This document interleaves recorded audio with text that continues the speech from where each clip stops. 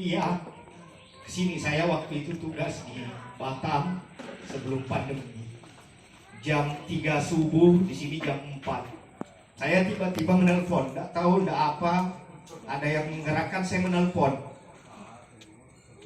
Kebetulan ada adik, saya tahu kalau hari Kamis adik saya di sini tawakal, yang kebetulan kerja di Tonasa, waktu masih kerja di Tonasa, dia datang di sini menunggui sebab ayah ibu saya hanya dua-dua di sini berdua. Saya telepon, bagaimana kabarnya, Teta? Dia langsung bilang, itu baru jatuh di got depan rumah sana, depan rumahnya Haji Nyarang, naik motor dia. Karena sampai umur 85 itu cerita ya, karena usianya bapak saya ini 88 tahun. Dia masih selalu jamaah subuh naik motor ke sana. Dan dia karena matanya sudah rabun, jadi dia masih paksa terus naik motor. Jadi saya tahu tiap salat maghrib dan salat subuh itu dia ingin salat di masjid agung di sana. Dan sejak itu saya melarangnya lagi naik motor dan tidak pernah lagi. Dan sejak itu dia naik bentor, pergi jamaah ke sana.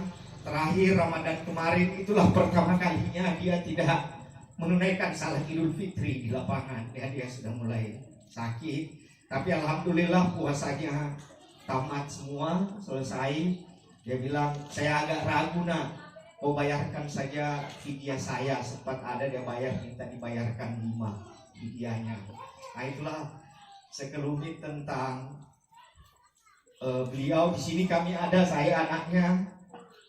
Yang tertua saya perkenalkan dulu, kakak saya, Andi Tamri itu Alek Tabek Dek. Ya ini kakak saya. Terus ada satu kakak lagi, ini juga satu wasiatnya yang belum saya bisa tunaikan. Dia punya anak juga satu waktu kuliah di Jakarta tahun 69. Kakak saya itu Yuyun Fatimah. Dia pernah berwasiat untuk mencari dia, tapi sampai saat ini saya tidak pernah menemukannya. Ya itu dia tinggal terakhir dia tinggal katanya KTP-nya dia perlihatkan saya 10 tahun lalu. Dia tinggal di Jakarta Utara, daerah Warakas, dekat anunya Kaisul Kaina. Tapi kemudian pindah ke Kerawang. Saya cari lagi di sana, Dukcapil, ternyata nama Yuyun itu kalau di Sunda ada ribuan gitu ya. Jadi saya berjanji semoga saya bisa menemukannya. Terus ada adik saya di sini Tawakal, Tahir, di dalam. Kami cuma 4 bersaudara ya. Almarhum ini termasuk orang yang laki-laki hasil didikan kolonial ya, karena dia lahir 35 bukan anak milenial. Jadi dia betul lebih banyak mendidik seperti saudara-saudaranya yang lain. Itu lebih banyak mendidik dalam diam. Ya, dia tidak banyak bicara, tidak seperti ayah-ayah milenial sekarang yang begitu susah membedakan apakah ini adik kakak, saudara, atau ini kami seperti kakak saya ini, Kak Arpa ada adiknya. Jadi almarhum ini dia bersaudara 8 orang. Ya, yang tertua itu Haji Demangate. 3 saudaranya meninggal karena kecelakaan di jalan. Ya, dia putra dari almarhum nenek kami Haji Karaisau, Tuale Karaisau. Ibunya orang Bone sana, ayah saya lahir di Bone. Terus dia ada saudaranya satu perempuan Haji Kanang, ini di Tonasa, juga meninggal dalam kecelakaan. Terus Haji Jesi Tuju, ini dia tinggal di Makassar, saudara ketiganya. Kemudian bapak saya, ini sudah almarhum semuanya. Terus ada satu adiknya, itu Haji Habibah Talele, ada di dalam dia. Ya, ini sisa dia yang perempuan. Terus ada adiknya satu lagi Haji Abodale Tuale, ini bapaknya Kak Arfan, almarhum juga. Terus ada satu masih hidup, ini adiknya yang satu Takarai Tuale. Terus ada satu lagi di dalam Mama Wawi ya, dia 8 bersaudara. Terus sama ibu saya ini masih terbilang kerabat dekat, masih sepupu sekali ya. Jadi ibu saya sama bapak itu sepupu 1 kali. Terus saudaranya juga yang Haji Abodale Tuale itu masih saudara sepupu juga menikah. Itu sekilas tentang ayah saya. Dia betul-betul pendidik yang hanya diam, dia tidak tahu. Saya nyaris kalau dia datang di sini tuh, saya karena terbawa masih kecil ya, karena sering dipukul, nanti dia yang berbicara, baru saya bicara. Saya terus terang takut gitu, sebab saya terbawa bahwa ayah itu harus dihormati, dan menghormatinya itu dalam diam. Ya, jadi saya hanya diam saja, nanti dia bertanya. Tapi 2-3 bulan terakhir dia selalu membuka pembicaraan. Ya, dia selalu ingin menceritakan pengalamannya ketika dia kuliah ke angkatan pertama di Universitas Pulau Warman di Kalimantan, jadi pegawai, terus coba menyeberang ke mana, zaman pengajangan Malaysia itu, nyebrang ke Malaysia, tapi kemudian disebut anjing Soekarno ya. Akhirnya dia balik, pergi lagi ke Jakarta kuliah, menyusul ibu saya yang kuliah di Bogor waktu itu ya, di Institut Akademi Gizi di Bogor. Dia kuliah di sana, kembali ke sini.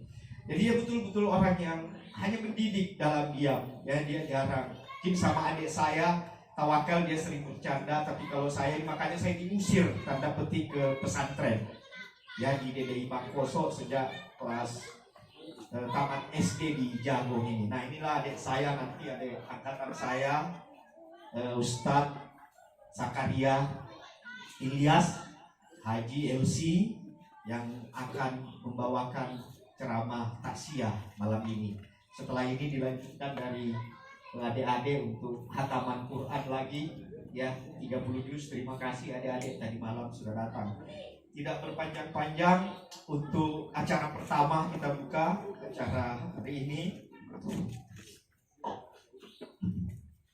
Saya meminta kesediaan adik Reza Ananta Rifan untuk membacakan ayat suci Al-Quran.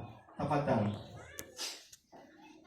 Sesungguhnya Safa dan Marwah itu adalah salah satu syariat Allah. Ayat kelanjutan yang putus.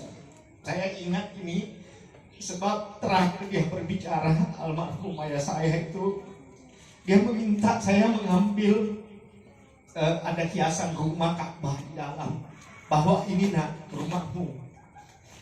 Dan setelah itu mungkin alhamdulillah saya lulus untuk mengikuti menjadi tugas haji. Insyaallah tanggal 19 nanti saya masuk asrama haji menjadi petugas.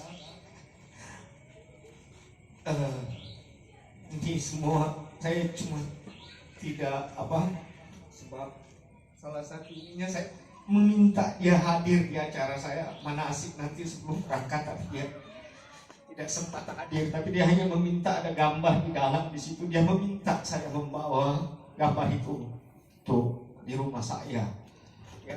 Dan saya juga mohon izin kesempatan ini saya manfaatkan untuk meminta restu, mohon maaf kepada kerabat, saudara semua. Insyaallah hari Senin depan saya ke Jakarta sekian harinya, baru kemudian masuk asrama, lebih cepat berangkat dari jamaah haji ya. Semoga kalau ada maaf, ada kesalahan dari ini, saya meminta maaf. Itu juga sekaligus saya memohon maaf kalau ada kesalahan dari ayah saya ya di kesempatan ini. Saya juga pada Ustaz Zakaria nanti adik saya ini, taksiyah itu setahu saya asal katanya asa yu'asi. Asa itu artinya orang, kalau orang Arab itu mau menghibur, dia bilang asa, hibur saya katanya ya, hiburlah. Yu'asi dari kata masdarnya menjadi taksiyah, jadi hiburan.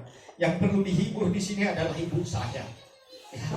Dia 52 tahun dia bersama, dan ini sebab di rumah dia aja berdua, ini hidupnya lengkap sekali menurut saya. Untuk saya kalau pulang ke sini banyak termenung, sebab kenapa? Bapak saya itu 5 tahun terakhir saya larang dia naik motor, itu penglihatannya turun, dan sampai dia ini itu dia nggak, penglihatannya tidak bagus lagi, dan kalau kita tidur dia hanya merambak ya. Terus ibu saya ini sempurna, pendengarannya juga sudah tidak ada Ustaz ya. Jadi ibu saya tidak banyak lagi mendengar hal-hal dunia. Terus bapak saya nyaris memang tidak punya keinginan dunia gitu ya.